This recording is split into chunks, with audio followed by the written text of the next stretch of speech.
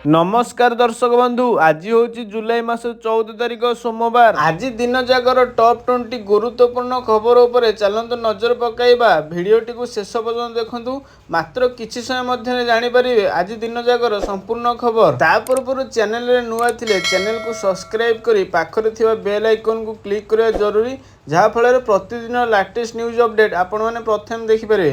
तो चलतु आज संपूर्ण खबर उपरे नजर पकाइबा। तो आज प्रथम खबर, पुणी काचियो वर्षा आसुची लघुचाप, प्रबल वर्षा संभावना। 14 जिला को येलो अलर्ट जारी। पुणी एक डबल लघुचाप संभावना। आगामी 14 घंटे सृष्टि हेब लघुचाप। उत्तर मध्य प्रदेश मध्यभाग एवं तार पार्श्ववर्ती अंचल गोटे घूर्णिवलय सक्रिय रही।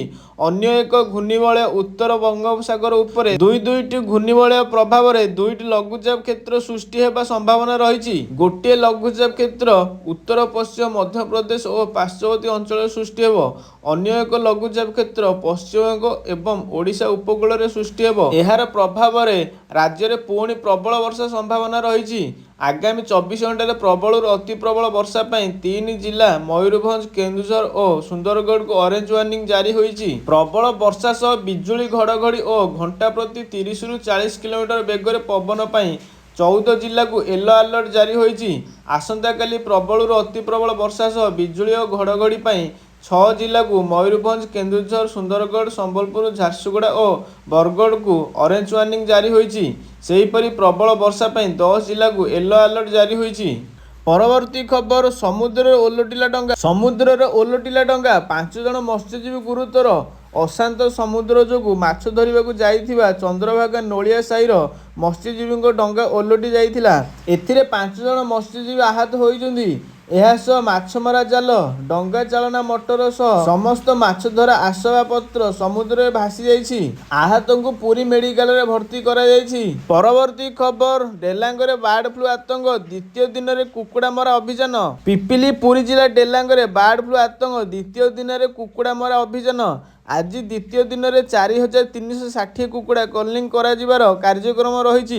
डेलांग ब्लॉक डाकपड़ार नवकिशोर खटई कुकुड़ा फार्म को आज यही कलिंग करा जाइछि। एथिपाई 5टी आरआरटी टीम नियोजित हेबे।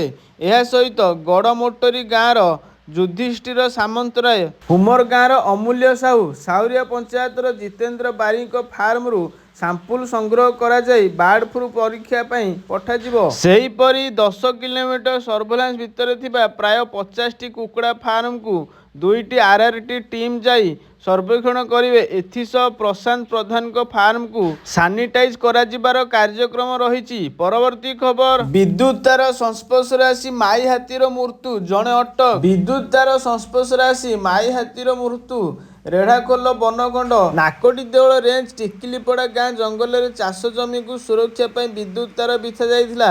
एही विद्युत तार संस्पर्श आसी माई हाथीर मृत्यु होइथिबा सूचना मिली। घटनास्थल में वन विभाग पहुंची तदंत चलाउथिबा बेले जनकु अटक रखिथिबा जणा पड़िछि। सूचना योग्य जे एहाकु मिसाई गोटिए वर्ष मध्यरे नाकोटी देवल सदर बनखंड में 5टी हाथीर मृत्यु घटिलाणी। 10 मास पूर्व चहटापदा निकट में गोटे एवं 8 मास पूर्व घोसरामाल ग्राम बुरमाल जंगल में विद्युत तार संस्पर्श आसी मृत्यु होइथिला। उभय घटना विद्युत ही प्रमुख कारण बोली स्पष्ट होइथिबा और बारंबार विद्युत आघात हाथी जीवन जीवा वन विभाग मुंड व्यथार कारण साजिछि। वन विभाग और विद्युत विभागर अवहेला कारण बारंबार हाथीर जीवन जाउथिबा साधारण जनता मध्य उत्तेजना देखा देइछि। घटनास्थल में वन विभाग पहुंची तदंत चलाउथिबा बेले जनक अटक रखिथिबा जणा पड़िछि। परवर्ती खबर, सुना किनिबाकू जाउथिले नजर पकांतु आज भारतीय बाजार रे केते रहिछि सुना दर। पुणी बढ़िला सुना रेट। 24 कैरेट सुना किणिले देबाकू पड़िबो एतिकी। आज भारतर प्रमुख सहर मानकरे केते रहिछि सुना और रूपार दर चलतु नजर पकाइबा। देश और राज्य रे जारी होइछि सुना और रूपार नुआ दर। प्रतिदिन सुना और रूपा दर निर्धारित करा जाई थाए। କେଉଁ ଦିନ ଦର କମିଥାଏ ତ କେବେ ବଢ଼ିଥାଏ, ଆଉ ପୁଣି କେବେ ସମାନ ରହିଥାଏ। ସୁନା କିଣିବାକୁ ଯାଉଥିଲେ ନଜର ପକାନ୍ତୁ ଆଜି ଓଡ଼ିଶା ସମେତ ଦେଶର ପ୍ରମୁଖ ସହରମାନଙ୍କରେ କେତେ ରହିଛି ସୁନା ଦର।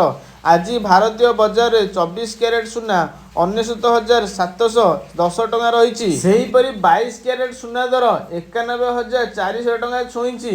ସେହିପରି ରାଜଧାନୀ ଭୁବନେଶ୍ୱରରେ 24 କ୍ୟାରେଟ ସୁନା ମୂଲ୍ୟ 10 ଗ୍ରାମ ପିଛା 99,710 ଟଙ୍କା ରହିଥିବା ବେଳେ 22 କ୍ୟାରେଟ ସୁନାର ମୂଲ୍ୟ 91,400 ଟଙ୍କାକୁ ପହଞ୍ଚିଛି।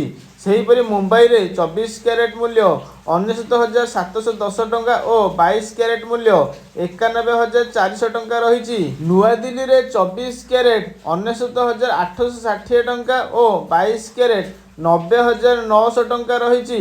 ଦକ୍ଷିଣ ଭାରତର ପ୍ରମୁଖ ସହର ଚେନ୍ନାଇରେ 24 କ୍ୟାରେଟ ମୂଲ୍ୟ 99,860 ଟଙ୍କା ଥିବାବେଳେ 22 କ୍ୟାରେଟ ମୂଲ୍ୟ 91,550 ଟଙ୍କା ରହିଛି। ପୂର୍ବ ଭାରତର ପ୍ରମୁଖ ସହର କୋଲକାତାରେ ଯଥାକ୍ରମେ 99,710 ଟଙ୍କା ଓ 91,400 ଟଙ୍କା ରହିଛି। ଅନ୍ୟପଟେ ରୂପା ମୂଲ୍ୟ କିଲୋ ପିଛା 1,15,000 ଟଙ୍କା ହୋଇଛି। କେମିତି ଜାଣିବେ ସୁନାର ଶୁଦ୍ଧତା ଜାଣନ୍ତୁ। ଯଦି ଆପଣ ସୁନାର ଶୁଦ୍ଧତା ଯାଞ୍ଚ କରିବାକୁ ଚାହୁଁଛନ୍ତି ତେବେ ଆପଣ BIS କେୟାର ଆପ୍ରେ ଯାଞ୍ଚ କରିପାରିବେ। ପରବର୍ତ୍ତୀ ଖବର, ରେଭେନ୍ସା ବିଶ୍ୱବିଦ୍ୟାଳୟରେ ଡାଇରିଆ, 47 ଜଣ ଛାତ୍ର ଝାଡ଼ାବାନ୍ତିରେ ଆକ୍ରାନ୍ତ। କଟକ ରେଭେନ୍ସା ବିଶ୍ୱବିଦ୍ୟାଳୟରେ ଡାଇରିଆ, ପିଜି ହଷ୍ଟେଲର କିଛି ଛାତ୍ର ଅସୁସ୍ଥ ହୋଇଥିବାର ସୂଚନା ମିଳିଛି। 47 ଜଣ ଝାଡ଼ାବାନ୍ତିରେ ଆକ୍ରାନ୍ତ ହେବା ପରେ କଟକର ବଡ଼ ମେଡିକାଲରେ ଭର୍ତ୍ତି କରାଯାଇଛି। ହଷ୍ଟେଲ ଖାଦ୍ୟ ଖାଇ ଅସୁସ୍ଥ ହୋଇଥିବା ଅନୁମାନ କରାଯାଉଛି। ନ୍ୟୁ ପିଜି ହଷ୍ଟେଲ ଓ ଧର୍ମପଦ ହଷ୍ଟେଲର 47 ଜଣ ଛାତ୍ର ଖାଦ୍ୟ ଖାଇ ଆକ୍ରାନ୍ତ ହୋଇ SCBରେ ଭର୍ତ୍ତି ହୋଇଛନ୍ତି। ଛାତ୍ରଙ୍କ ସ୍ୱାସ୍ଥ୍ୟ ଅବସ୍ଥା ଉପରେ SCBର ଟିମ୍ ନଜର ରଖିଛନ୍ତି। ପରବର୍ତ୍ତୀ ସମୟରେ କାହିଁକି ଏମିତି ଘଟିଲା ଯାଞ୍ଚ କରାଯିବ। ଏହି ଘଟଣା ପରେ କଟକ ସଦର ବିଧାୟକ ପ୍ରକାଶ ଚନ୍ଦ୍ର ସେଠୀ, ବାଙ୍କୀ ବିଧାୟକ ଦେବୀ ରଞ୍ଜନ ତ୍ରିପାଠୀ, ଚୌଦ୍ୱାର କଟକ ବିଧାୟକ ସୌଭିକ ବିଶ୍ୱାଳ ମେଡିକାଲ ପରିସରରେ ପହଞ୍ଚି ଅସୁସ୍ଥ ଛାତ୍ରମାନଙ୍କ ସ୍ୱାସ୍ଥ୍ୟ ଅବସ୍ଥା ବୁଝିବା ସହ ଉନ୍ନତ ସେବା ପାଇଁ ମେଡିକାଲ କର୍ତ୍ତୃପକ୍ଷଙ୍କ ସହ ଆଲୋଚନା କରିଥିଲେ। ଛାତ୍ରଛାତ୍ରୀମାନେ ଦୈନିକ ଖାଉଥିବା ଖାଦ୍ୟ ପାନୀୟ ମାନ ଯାଞ୍ଚ କରିବା ନେଇ ରେଭେନ୍ସା କର୍ତ୍ତୃପକ୍ଷ ପଦକ୍ଷେପ ନିଅନ୍ତୁ ବୋଲି କହିଥିଲେ ବାଙ୍କୀ ବିଧାୟକ ଦେବୀ ରଞ୍ଜନ ତ୍ରିପାଠୀ। ପରବର୍ତ୍ତୀ ଖବର, ଶିକ୍ଷକଙ୍କ ବଦଳି ବାତିଲ ଦାବି ନେଇ ତାତିଲେ ଗ୍ରାମବାସୀ, ସ୍କୁଲରେ ପକାଇଲେ ତାଲା। ସ୍କୁଲ ଶିକ୍ଷକଙ୍କ ବଦଳି ବାତିଲ କରିବା ଦାବି ନେଇ ଟାକିରିଆ ବ୍ରହ୍ମପୁର ଗ୍ରାମବାସୀ ଆନ୍ଦୋଳନ କରିଛନ୍ତି। ଏଥିରେ ଛାତ୍ରଛାତ୍ରୀ ଓ ଅଭିଭାବକମାନେ ସାମିଲ ହୋଇ ଆନ୍ଦୋଳନକୁ ସମର୍ଥନ କରିଛନ୍ତି। ଆଜି ସକାଳୁ ସ୍କୁଲ ଗେଟରେ ତାଲା ପକାଇ ରଖିଛନ୍ତି। ଏପରିକି କୌଣସି ଶିକ୍ଷକଙ୍କୁ ମଧ୍ୟ ସ୍କୁଲକୁ ଛାଡୁନାହାନ୍ତି। ଶିକ୍ଷକଙ୍କ ବଦଳି ବାତିଲ ନ ହେବା ପର୍ଯ୍ୟନ୍ତ ଆନ୍ଦୋଳନ ଜାରି ରହିବ। ସ୍କୁଲରେ ତାଲା ଝୁଲି ରହିବ ବୋଲି ଚେତାବନୀ ମଧ୍ୟ ଦେଇଛନ୍ତି। ଛତ୍ରପୁର ବ୍ଲକ ଟାକିରିଆ ବ୍ରହ୍ମପୁର ସ୍କୁଲର ଜେ କୁର୍ମା ରାଓଙ୍କୁ ସୁନ୍ଦରପୁରର ସୁନ୍ଦରେଶ୍ୱର ସ୍କୁଲକୁ ବଦଳି ହୋଇଯାଇଛି।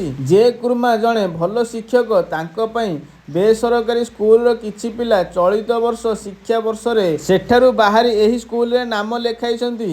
ଏବେ ଏହି ଶିକ୍ଷକଙ୍କ ବଦଳି ହୋଇଯାଇଥିବାରୁ ପିଲାଙ୍କ ପାଠପଢ଼ାରେ ବ୍ୟାଘାତ ସୃଷ୍ଟି ହେବ ବୋଲି ସେମାନେ କହିଛନ୍ତି। ରାଜନୈତିକ ଚାପରେ ଏଠାରୁ ଜେ କୁର୍ମା ରାଓଙ୍କୁ ବଦଳି ଜାଣିଶୁଣି କରାଯାଉଛି ବୋଲି ଗ୍ରାମବାସୀମାନେ କହିଛନ୍ତି। ଏହା ସହ ଏକ ସ୍ମାରକପତ୍ର ଗତକାଲି ଛତ୍ରପୁର ବ୍ଲକ ଶିକ୍ଷାଧିକାରୀ ସୁଜିତ କୁମାର ପାଢ଼ୀଙ୍କୁ ପ୍ରଦାନ କରିଥିଲେ। ଆଜି ସକାଳୁ ଟାକିରିଆ ବ୍ରହ୍ମପୁର ସ୍କୁଲ ଆଗରେ ତାଲା ପକାଇ ସେମାନେ ଆନ୍ଦୋଳନ କରିବା ସହିତ ବଦଳି ହୋଇଥିବା ଶିକ୍ଷକଙ୍କୁ ପୁନଃ ସେଠାରେ ନିଯୁକ୍ତି କରିବା ଲାଗି ଦାବି କରିଛନ୍ତି। ତ ଫ୍ରେଣ୍ଡସ୍, ଏସବୁ ଥିଲା ଆଜି ଦିନ ଯାକର କିଛି ଗୁରୁତ୍ୱପୂର୍ଣ୍ଣ ଖବର। ଯଦି ଆପଣମାନଙ୍କୁ ଭିଡ଼ିଓ ଭଲ ଲାଗିଥାଏ ତାହେଲେ ଭିଡ଼ିଓ ଗୋଟେ ଲାଇକ୍ କରିବା ସହିତ ଚ୍ୟାନେଲକୁ ସବସ୍କ୍ରାଇବ୍ କରିବେ। ଆଉ ପାଖରେ ଥିବା ବେଲ୍ ଆଇକନ୍କୁ କ୍ଲିକ୍ କରିବା ଜରୁରୀ, ଯାହାଫଳରେ ପ୍ରତିଦିନର ଲାଟେଷ୍ଟ ନ୍ୟୁଜ୍ ଅପଡ଼େଟ୍କୁ ଆପଣମାନେ ସର୍ବପ୍ରଥମେ ଦେଖିପାରିବେ। ତ ଭିଡ଼ିଓ ପୁରା ଶେଷ ପର୍ଯ୍ୟନ୍ତ ଦେଖିଥିବାରୁ ଆପଣଙ୍କୁ ବହୁତ ସାରା ଧନ୍ୟବାଦ।